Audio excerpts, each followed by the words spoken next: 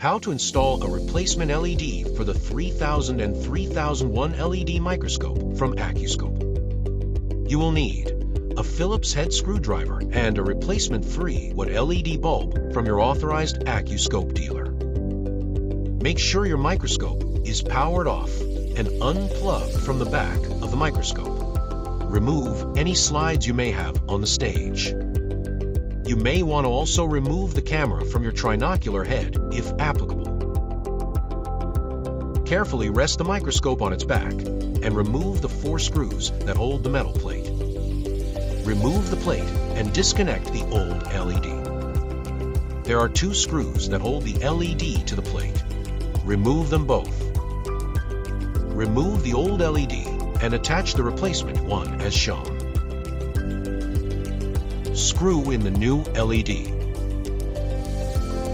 Reconnect the connector until you feel it click into place. Black goes to black and red goes to red. Tuck the connector behind the power switch so that it does not brush against the brightness dial.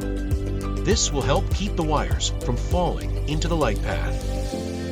Reattach the plate and screw in the 4 screws you removed earlier. You can now bring the microscope upright and test your new LED.